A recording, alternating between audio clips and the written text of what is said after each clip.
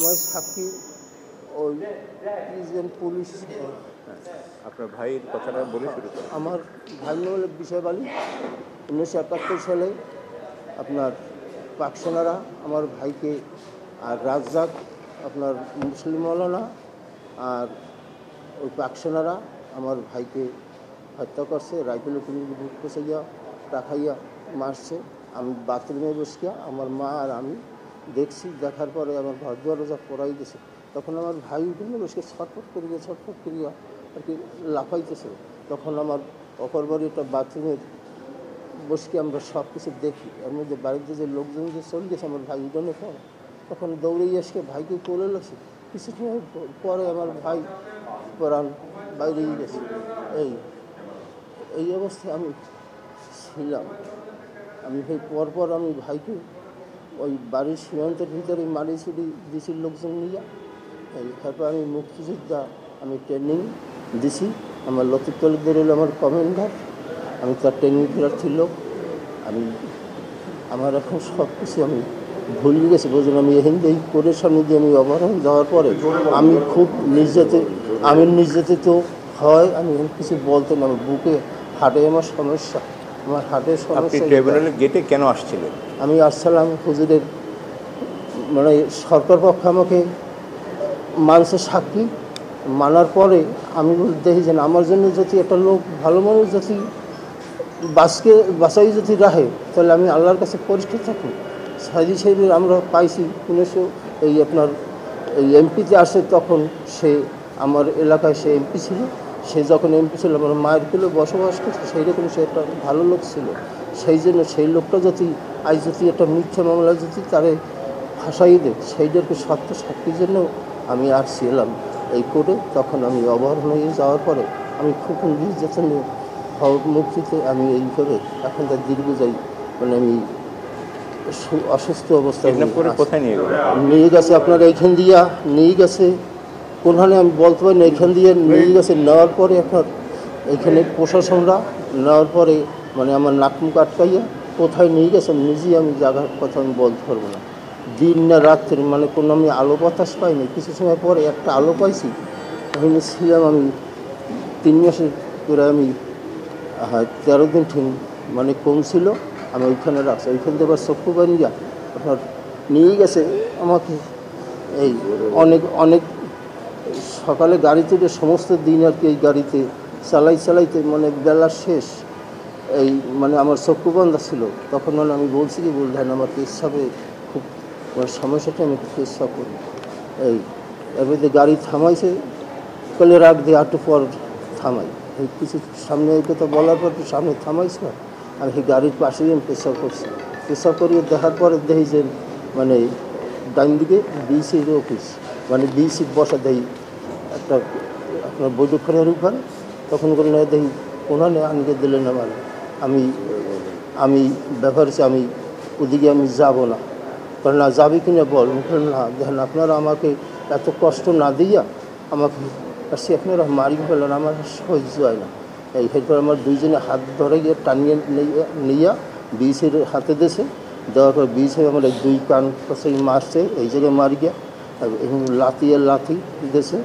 এই হেঁটে বিএসেন এখন বৈকারি অফিসের ভিতরে অফিসে নিয়ে পিঠমোড়া দিয়ে বানিয়া আমাকে পিটেছে। আমি 2.5 ঘন্টা 3 ঘন্টা বেরিয়েছিল। এই জন্য হাতে আমার মাংস নাই, ডাইনেতে জয়েন্ট, মানে আমি খুব নির্যাতন করে আমি বর্তমানে আমি আসি। ওইখানটা আপনার বৈকের বোটাদের সৌরনগর থানায় এনেছে। থানা দিয়ে পরদিন আপনার বসিরহাট কোর্ট বা জেলে আনছে।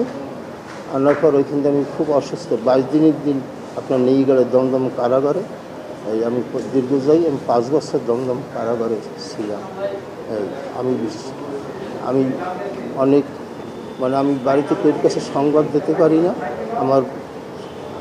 আমার দূর সম্পর্কে এক ভাগ্নে ছিল, তার কাছে আমি সংবাদ দিছি। সে আজকে আমার দেশে বলার পরে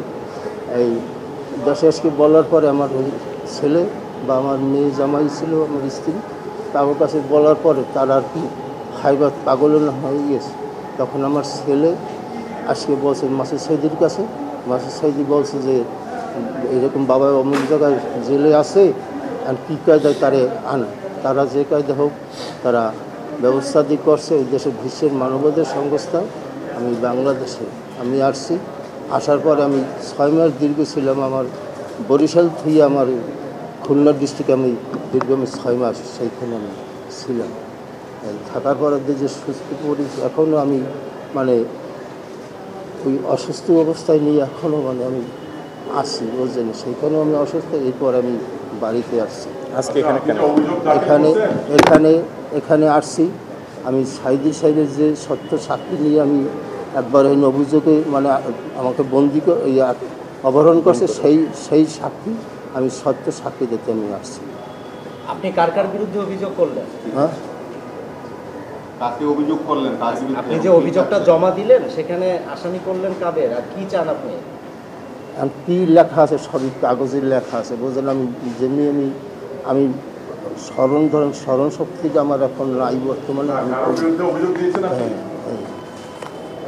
হয় অভিযোগ তো দেশে প্রশাসন একজন মানে আরও আমার দেশীয় লোক আছে, রাজ্জাক আপনার হইলো এই জায়গার যে আমি অভিযোগ যে দিছি মানে তাদের তো কেউ আমি চিনি না। এই যখন আমি এই জায়গায় বন্দি হয়েছি আমি কেউকে চিনি না। চক্ষু বানিয়ে নিয়ে গেছে কার কথা কার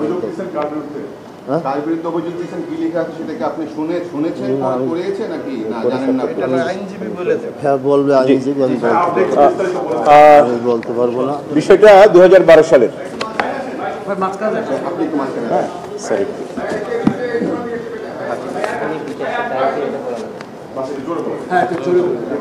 ঘটনাটা 2012 সালের। আপনাদের নিশ্চয়ই মনে আছে তখন এই ট্রাইব্যুনালে আল্লামা দেলোয়ার হোসেন সাঈদীর মামলা চলছিল।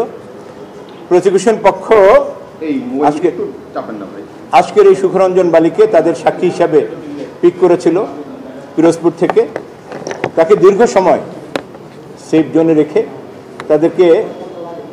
রেখে সাক্ষী দেওয়ার জন্য, আল্লামা দেলোয়ার হোসেন সাঈদীর বিরুদ্ধে সাক্ষী দেওয়ার জন্য তাকে নানানভাবে প্রেশার ক্রিয়েট করছিল, তাকে হেনস্থা করছিল, তাকে শারীরিকভাবে লাঞ্ছনা করছিল। কিন্তু কোনোভাবেই যেহেতু উনি বলেছেন, আপনারা একটা জিনিস খেয়াল করে নিশ্চয়ই শুনেছেন যে উনি বলেছে যে ওনার ভাইকে যেদিন মেরেছে উনি এবং ওনার মা প্রত্যক্ষ সাক্ষী দেখেছেন। যারা মেরেছে সেই সিচুয়েশনগুলো উনি পরিষ্কার দেখেছেন এবং সেখানে সাঈদী সাহেবের কোনো উপস্থিতি ছিল না, যার কারণে উনি তার নামও আমরা পাই না। আল্লামা দেলোয়ার হোসেন সাঈদীর বিরুদ্ধে সাক্ষ্য দেওয়ার জন্য প্রসিকিউশন বারবার তাকে চাপ দিচ্ছিল, কিন্তু উনি টর্চারিং করেছে। কিন্তু টর্চার করা সত্ত্বেও উনি যেহেতু রাজি হচ্ছিলেন না সেহেতু তাকে সাক্ষী হিসেবে উপস্থাপন করেনি। টাকার অফার দিয়েছিল সেটাতে উনি রাজি হন। পরবর্তীতে উনি যেটা বলেছেন যে আল্লামা দেলোয়ার হোসেন সাঈদী যেহেতু উনি এখানে আসামি ছিলেন, তার ছেলের সাথে যোগাযোগ করেছে। তারা যোগাযোগ করার পরে উনি রাজি হয়েছেন সত্যটা বলার জন্য। উনি 3রা নভেম্বর 2012 এই প্রিমিসিসে এসেছিলেন সাক্ষী দেওয়ার জন্য। সেদিন তার সাক্ষী নেওয়া হয়নি। পরবর্তীতে উনি পরের দিন 5 নভেম্বরে, 4 নভেম্বর এবং 5 নভেম্বরে উনি এই প্রিমিসিসে এসেছিলেন সাক্ষী দেওয়ার জন্য। আজকের যেই জায়গায় আমরা দাঁড়িয়ে কথা বলছি, আল্লামা দেলোয়ার হোসেন সাঈদীর পুত্র মাসুদ সাঈদী সহ আমাদের আজকের প্রসিকিউটর অ্যাডভোকেট মিজানুল ইসলাম সাহেব সহ 2টি ভিন্ন ভিন্ন গাড়িতে ওনারা ঢুকছিলেন এখানে। সেই দিনে সেই দৃশ্যটা ছিল এই যে ওনারা যখন গেট পাস দিয়ে ঢুকছিলেন তখনই সাদা পোশাকধারী একদল পুলিশ তাদের গাড়িতে ঘিরে ধরে তাকে আমার হিন্দি গাড়ি দিয়ে বাইরে পেয়েছে। তখন আমার মিজানুর রহমান জি অ্যাডভোকেট মিজানুল ইসলাম সাহেবের সামনেই তার অন্য যে অ্যাডভোকেট আনসারি সাহেবের সামনে তাকে টেনে হিস্ট্রে নেমেছে এবং পুলিশ তাকে মারধর করে বলেছে আমরা তোকেই খুঁজতেছিলাম। তারা যেই ভাষায় কথা বলেছে সেই ভাষাগুলি আজকে আমরা আমাদের এই এফআইআর কমপ্লেন পিটিশনে আমরা সেখানে কোট করেছি। তাকে মেরে ধরে এরপরে টেনে হেসড়ে পাশের একটি সাদা মাইক্রোবাসে তুলে নিয়েছে। মাইক্রোবাসে তুলেই তাকে চোখ বন্ধ করে তাকে অজ্ঞাত স্থানে নিয়ে গিয়েছে। তিনি যেটা হিসাবটা বলেছেন যে 3 মাসের চেয়ে 13 দিন কম, তার মানে 2 মাস 17 দিন তাকে একটি অন্ধ প্রকোষ্ঠে তাকে বন্ধ করে রেখেছে। এই জায়গাটা কোথায় এটা তিনি বলতে পারেন না। ছোট্ট একটি কুঠুরি, তিনি যে বর্ণনা দিয়েছেন যে ছোট্ট একটু আলো শুধু ছিল আর কিছুই ছিল না। এরপরে তাকে একদিন এটা বলতে পারে নাই, হাত পা বেঁধে তাকে সীমান্তে নিয়ে গিয়েছে। সারাদিন গাড়ি চলেছে। উনি বলেছেন যে তাকে এরপরে বিএসএফ এর কাছে হস্তান্তর করেছে। বিএসএফ জওয়ানরা তাকে 2 হাতে পিঠে, কানের নিচে পিঠে মেরেছে, এই মাসে এরপরে এই 2 হাত মেরে তাকে ভারতীয় জওয়ানদের কাছে হস্তান্তর করে দিয়েছে। উনি বলেছেন যে এরপরে তিনি যে জায়গাটা আবিষ্কার করলেন যেখানে তাকে গ্রেপ্তার করে রেখেছে সেটা হচ্ছে বসিরহাট এলাকায়, কলকাতার বটার স্বরূপনগর থানা, ওখানে তাকে রেখেছে। বসিরহাট কোর্ট দীর্ঘ কাছে। 5 মাস উনি জেলে ছিলেন। এরপরে 5 বছর জেলে ছিলেন। 5 বছর জেলে থাকার পরে উনি মুক্ত হয়ে এসেছেন। আজকে এই পরিবর্তিত পরিস্থিতিতে উনি এই প্রিমিসেসের সাথে, এই ট্রাইব্যুনালের সাথে এবং রাষ্ট্রযন্ত্রে যারা দায়িত্বে ছিলেন তাদের সকলকে আসামি করে উনি একটি এফআইআর লঞ্চ করেছেন। আমরা আশা করছি এই এফআইআর সঠিকভাবে প্রপারলি তদন্ত হবে এবং এই তদন্তের মাধ্যমে আমি সত্য বিচার চাই। উনি সত্য বিচারের প্রার্থনা করেছেন। একটি সত্য ঘটনায় আমরা এখানে যেটা বারবার ওনাকে বলেছি এবং আপনার একটি বিষয়ে প্রশ্ন থাকতেই পারে যে 5ই আগস্টের পরে দীর্ঘ সময় এই পরিবর্তিত একটি সুখকর পরিবেশ থাকতেও অভিযোগটি দায়ের করতে এত দেরি হলো কেন?